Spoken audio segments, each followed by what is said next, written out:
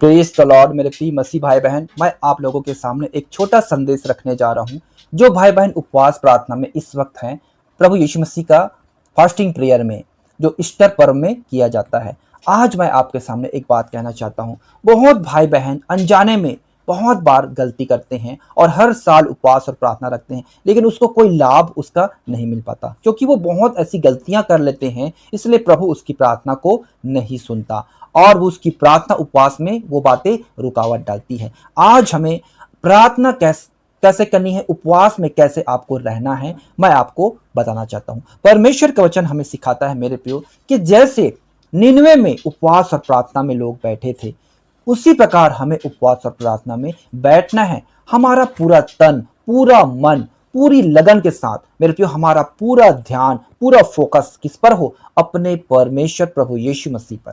उस समय उन्होंने पाप क्षमा के लिए मांगा, लेकिन अब हम प्रभु यीशु मसीह ने जो अपने जीवन में उन दुखों को सहा, परमेश्वर की इच्छा को अपने जीवन में पूरा किया, उसके अनुसार हमें उपवास और प्रार्थना को करना है। इस उपवास और प्रार्थना में हमें अपने प्रभु के जैसा ही उस सारी चीजों को फील करना है कि जैसे प्रभु यीशु मसीह को उन लोगों ने पकड़ के लेके गया और उन पर कैसे हमला किए, तो परमेश्वर ने हमारे लिए, आपके लिए उन दुखों को सहा, खाली पेट रहा। उसने उस दिन कुछ नहीं खाया, उनको पानी तक नसीब नहीं हुआ है। आमीन। और जब वो मरने पर था, तब उसको वो कड़वा क्या पिलाया गया?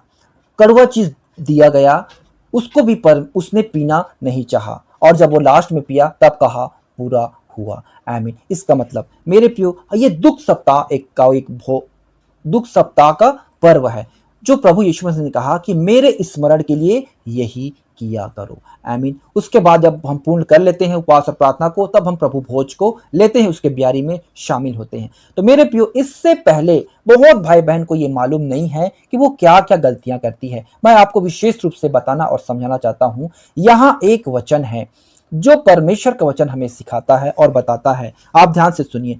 पहला कुरिन्थियों 7 अध्याय उसके 4 और 5, यहां वचन लिखा है, पत्नी को अपनी देह पर अधिकार नहीं, पर उसके पति का अधिकार है। वैसे ही पति को भी अपनी देह पर अधिकार नहीं, परंतु पत्नी का है।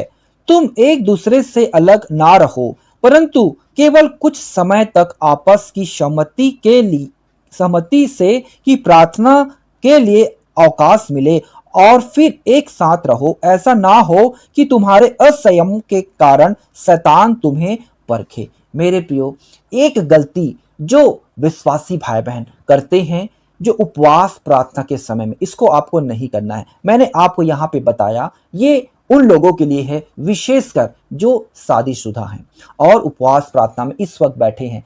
आप मेरे प्रिय भाई बहन बुरा न माने, यहाँ वचन में लिखा है, जब तक आप प्रार्थना उपवास में बैठे हैं प्रभु के निकट, तो आपको अपने पति और अपनी पत्नी से आपस में दूरी बना के रखना है। हो सके तो आप अलग अलग सोइए।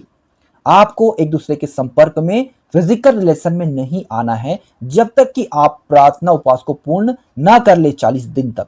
आमीन। अगर आप ऐसा करते हैं तो आपके जीवन में सच में परमेश्वर का वो अनुग्रह और वो आपका उपवास प्रार्थना कंप्लीट होता है। अगर आप बीच में कुछ गलतियां कर लेते हैं अपने शरीर की मोह इच्छा के कारण, भूख अभिलाषा के कारण, तो आपकी परीक्षाएं जीवन में आपकी आएगी, जो शैतान आपके जीवन में लेगा। यहां ध्यान से सुनिए क्या लिखा है, तुम एक दूसरे से अलग ना रहो, परंतु कुछ समय तक आपस की सहमति से कि प्रार्थना के लिए अवकाश मिले और फिर एक साथ रहो। ऐसा ना हो कि तुम्हारे असंयम के कारण शैतान तुम्हें परखे। मेरे प्रियो, आप अलग रहोगे तो भी शैतान परखेगा, साथ में रहोगे तो भी शैतान परखता है। लेकिन आपको ये प्रभु के नाम से अपने शरीरों को मारते कूटते हुए आज्ञाकारी बनाना है। इस समय आपको फिजिकल नहीं होना है। आपको अपना पूरा प्राण, पूरी मन, पूरी शक्ति, पूरी बुद्धि को प्रभु के लिए समर्पण करना है, ताकि आपका गुड फ्राइडे का उपवास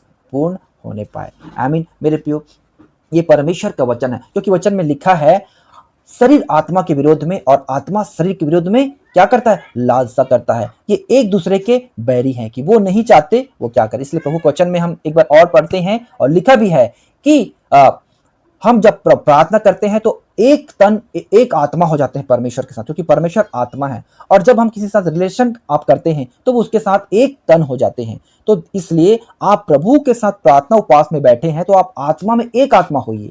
आप जब शरीर में एक शरीर होते हैं तो ये क्या है, गलत है। ऐसा करते हैं तो आपका जो उपवास प्रार्थना है वो वहां कट हो जाता है, आपका परमेश्वर के साथ रिलेशन अच्छे से नहीं बन पाता। इसलिए मेरे कहने का मतलब ये है कि आप उस समय के लिए अवकाश निकाले, जैसे पौलुस प्रेरित कुरिन्थियों की पत्रियों में अपनी कलीसिया को लिख के दे रहा है कि तुम जो उपवास प्रार्थना करते हो ना, तो उसमें तुमको उस समय के लिए अलग रहना है, आपस में सहमति के साथ कि हम अब अलग रहेंगे जब तक हमारा ये प्रार्थना उपवास प्रार्थना कंप्लीट ना हो जाए। आई मीन तो मेरे प्रियो, मैं आशा करता हूँ आप इस मैसेज को अच्छे से सीखे और समझे हैं, और इसे आप लाइक कीजिए और कमेंट कीजिए प्यारा सा आपको कैसा लगा, और हर एक लोगों तक इसे शेयर जरूर कीजिए ताकि हर एक का उपवास और प्रार्थना ईस्टर का इस 2026 का पूर्ण होने पाए और प्रभु उन्हें आशीषों से ब्लेस करे। आमीन।